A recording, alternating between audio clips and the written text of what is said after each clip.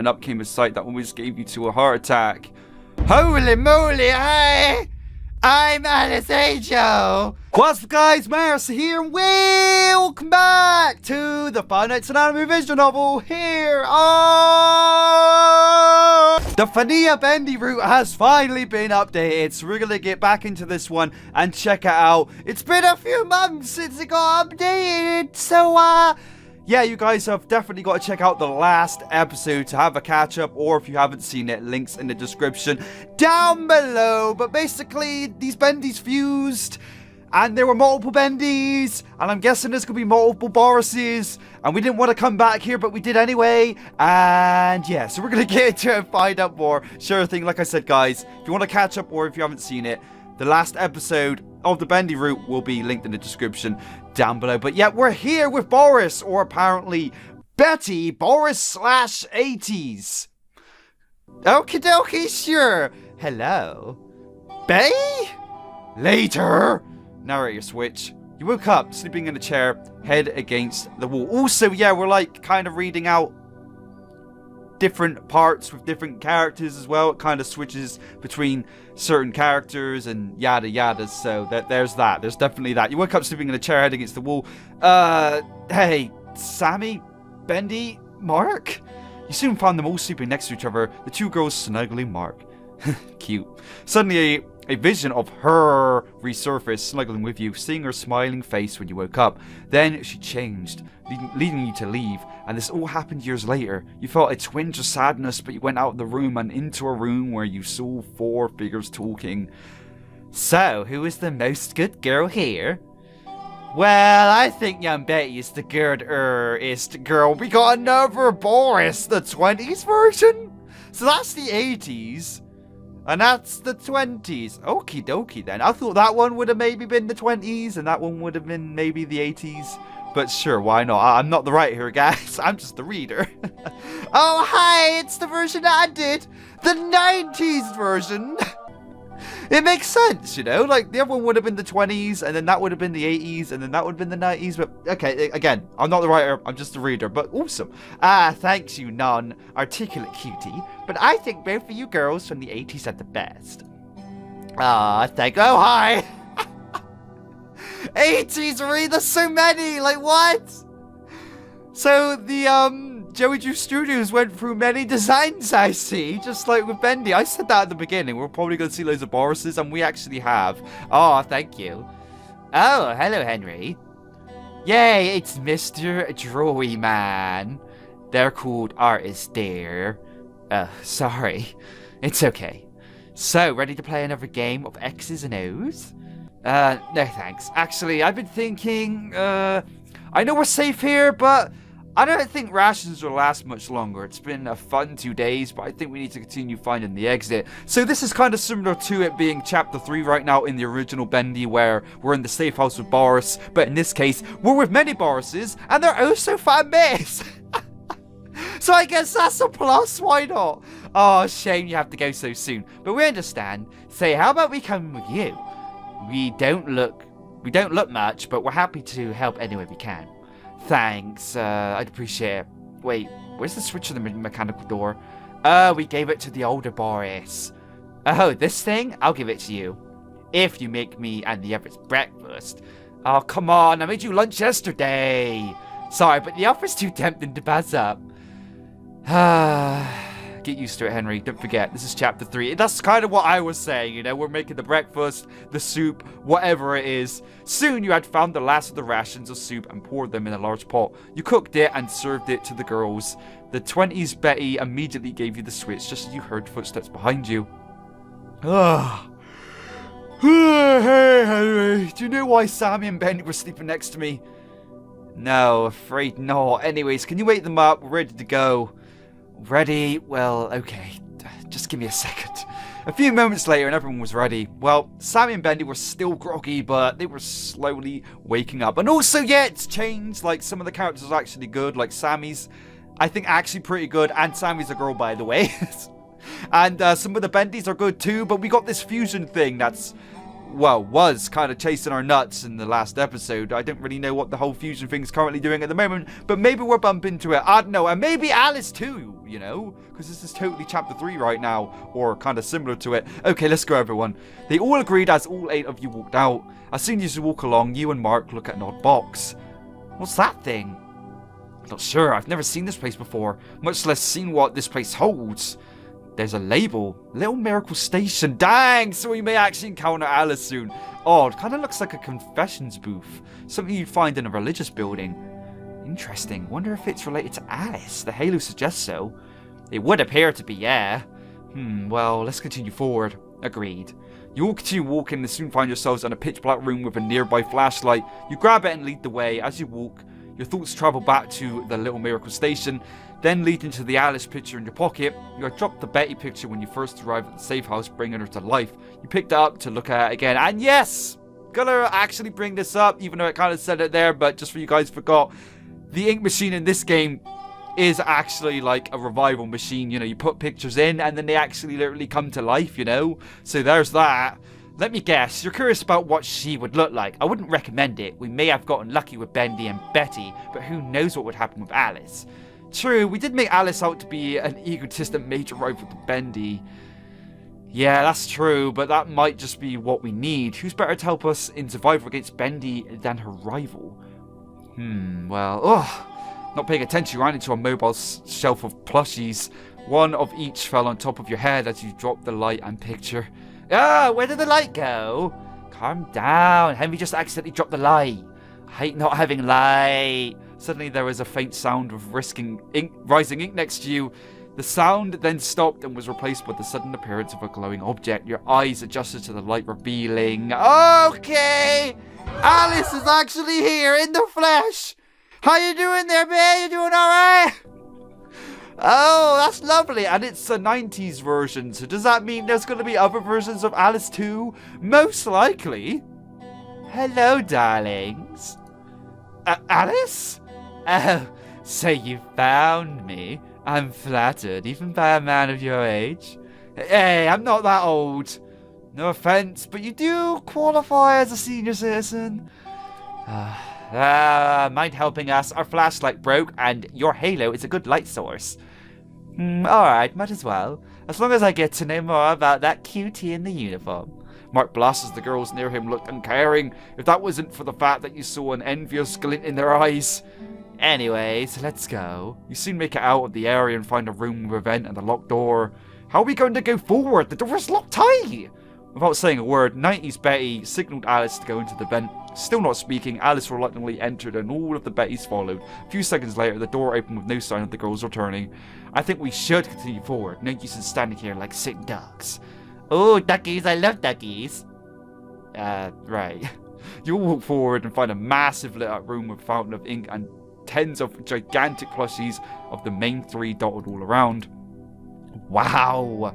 So pretty. Sammy, what is this place? The toy department. Heavenly Toys. Joey made it after you left. Makes sense. The show was insanely popular even after I left. No doubt it raked in thousands of dollars.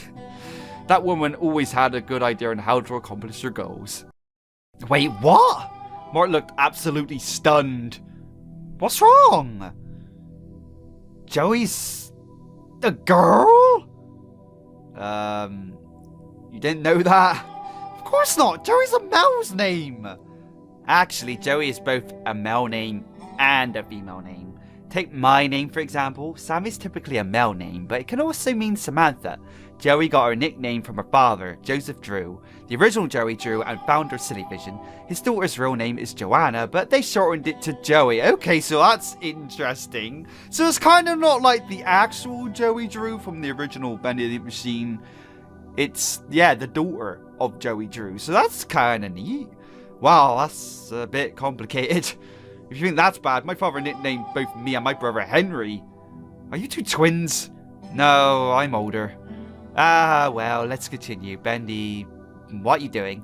90s Bendy was cutting massive plushies of 20s Bendy, 20s Betty, and 80s Alice. There's so many different versions, man. Are you all caught up, guys? You sure? Alright, let's move on. There's so something deadly. I'll keep an eye out on her. You go ahead. Okay, stay safe. Will do, old-timer. You and Mark go forward and soon arrive in a dark room. Screens around the stage then lit up, showing a familiar face singing a jaunty introduction tune. I'm the cutest little angel sent from above, and I know just how to sing. I got a bright little halo and I'm filled with love. I'm Alice Angel. Don't have to sing that. The music suddenly stopped. Mark suddenly stopped, his head bobbing, and looked worried. You couldn't blame him. Sudden silence is never a good thing, especially in a situation such as this. Suddenly the vocal boost light turned on and up came a sight that almost gave you to a heart attack. Holy moly, hi! I'm Alice Angel! What the? Alice? With a sort of roar, the light went black. Following came the sound of something of a pounding glass and the sound of a window shattering. You felt something pass between you and Mark. Wet cloth brushing your arm. Well, looks like you boys have found yourself caught in my web. Like flies who know they're doomed and waiting for their miserable lives to end. Brings back memories. Well, I'll be seeing you soon. Then the lights came on, and if by magic, she was gone. What just happened? That appeared to be a sort of decayed Alice. Creepy, and Alice is my favourite too. Don't tell the others. I'm with you, man. I'm with you. Well, let's get Sammy and Bendy and look for the others. They should have returned a while ago. Right. You go out and get the two before heading forward and stopping at a junction. One path was labelled Succubus, the other Angel. You three take the Angel path. I went to the Succubus one. Okay, come on. As soon as both of you entered each path, the door shut behind you. Whoa! No turning back. You looked around to find yourself in a small room with your ankle deep in ink. There was a single Bendy cutout, and right next to it was an audio tape leaning on top of a chair. It'd be cool if he still had the background pictures of the actual game. I wouldn't mind that if it was there, even if it was temporary. Because all this black screenage is... Yeah, because there's a lot of black screenage going on, you know. So it'd be nice to have some sort of background pictures going on here. But hey, maybe it would get updated with that. I don't know. You looked around to find yourself in a small room with your ankle deep in ink. There was a single Bendy cutout, and right next to it was an audio tape leaning on top of the chair. What is this room? Curious to see if you'll find the answer in its recording, you press play on the tape recorder. There's nothing wrong with dreaming. Wishing for the impossible is just human nature. That's how my dad got it started. Just a pencil and a dream. We all want everything without even having to lift a finger. They say you just have to believe. Belief can make you succeed. Belief can make you rich. Belief can make you powerful. Why, with enough belief, you could even cheat death itself. Make yourself immortal and unbreakable. Now that is a beautiful and possibly silly thought. You were frozen trying to take all of this in. As you did, you couldn't help but relive the times you had with her. May 30th, 1972. So we're going back to the past and she's actually there? Okay, hi dear! Drew by the amazing Shadow Crafters, of course. Wow, the animation studio brings back memories of when our fathers would bring us along to work, huh? You can say that again. Remember how they would give us our own little corner to make short fake episodes? Oh yeah, and remember how I would bust you around? Draw it again. The expression is wrong. We need a more detailed background. Think about it now, I kind of feel bad for doing that to you. But it was for our little company. Yeah, no hard feelings. I was happy to help out a pretty girl. You covered your mouth with your hand as you felt your face become warm. Aren't you sweet? You blushed more. Let's go get set up, shall we? Of course. September 30th, 1972. Alright, and done. The final frame is done. Seriously? That's great. Now all we have to do is string it all together and we've got the first episode done. Oh, this is so wonderful. She hugs you tight, you blush a bit, and she notices... Oh, has anyone told you you're cute when you blush? I don't believe so. Well, now someone has. You blushed again. Hey, why don't we celebrate the pilot being finished with a little, I don't know, get together? Just us. A nice dinner at that restaurant down the street. My treat. How does that sound? That sounds nice. I'm glad. That night, I finally realized that Joey liked me. And if it wasn't obvious, we quickly found out that we shared feelings for each other, and thus, on that night, we started our life as both romantic partners and business partners. Okay, so yeah, that was a thing back then. They got together. It went as well as it could have gone. In fact, 5 years later, I ended up proposing to her. Unfortunately, due to our busy schedules with the show, we never really got to set up a wedding. In fact, 5 more years later, and we were already talking about having a kid. It was funny in a sense, but that was when Joey started acting strange. July 19th, 1982. I was sketching Bendy, Boris, and Alice in order to test out new poses and such when Joey came up behind me. Oh, dang, she ain't looking too happy there. Oh, hi dear, how's it going? She didn't respond and focused her eyes on the Bendy drawing. It's wrong. What do you mean? You heard me, you moron. You messed up Bendy's anatomy. Moron? You felt hurt. She seemed to notice as her expression softened. I'm sorry, dear, but I'm just very stressed right now. Stressed about what? Wait, you've been acting like this ever since you got a checkup at the hospital yesterday. Joey? She quickly handed you an envelope and walked away. In that envelope, I had found out that Joey had a rare disease. I didn't know what it was called, but what I cared about is what it does. It basically makes your lower body weak and in some cases can cause death. Obviously, both her and me were terrified. Even though we could have had children, knowing the disease could be transmitted to said child through genes stopped her from wanting a child. Oh, that's really sad. And due to the disease, she was put in a wheelchair to compensate for her weak lower body, and after that, she acted more distant and seemed lost in thought. Even the time she came to the studio, I never understood it. She never told me anything about her thoughts. As much as I want to say that our home life was perfect, it wasn't. In fact, she grew so distant that I had no choice. That's really sad, man. Dang, and that does kind of correlate to the real official game. I know it's still all theories, but we've seen flashbacks of the wheelchair and such from Chapter 1. Not sure at the end of Chapter 2, I think it was purely from Chapter 1. We know there's like a hospital area or something like that, a medical section. So it all kind of just comes together, you know. But again, it's still all theories, but it does kind of make sense, you know. They are very good theories at that. December 2nd, 1992. I woke up to find Joey silently dressing, never expression on her face. Hey, dear. What, Henry? I feel like things aren't working out between us anymore. You do? Yeah, maybe I should leave. Fine then, see if I care. I'm sorry, Joey, but you know this isn't working out like it used to. Before she got into her wheelchair, she turned to you. Goodbye. She gave you a sad look before getting in her wheelchair and exiting. I then packed and left. Whenever I thought back to this moment, I wonder if I should have tried to amend our relationship in some way, but then I know, down in my heart, that it would have ended the same no matter what we tried. About 2 weeks later, I had gotten terrible news of her fate. July 19th, 2002, present. Narrator switch. Okay, so we're switching back now, and she most likely died, or become Bendy, or did something with the ink machine, I'm sure. You paced around the room, thinking about what you just heard, while trying not to stare at the boobs of the skimpy angel cardboard cutout. So after that really sad story, we go along and do something like that. Anyway though guys, we are going to end it here. Sorry for the abrupt end there. This is absolutely amazing so far. Very interested to see what is going to happen next and really have like what's been going on so far. So definitely smash the like button guys. If you want to see more, definitely let me know in the comment section down below if you want me to go along and finish up this route in the next episode. I think there is quite a bit more. So yeah, like I said, we'll finish it up in the next episode. But for now guys, if you're new around here and not subscribed, we check out all these wacky games, find out some anime stuff. Other indie games, sure, it's all wacky and strange here, it sure is. But most importantly, guys, thank you for watching today, and I'll see you in the next one.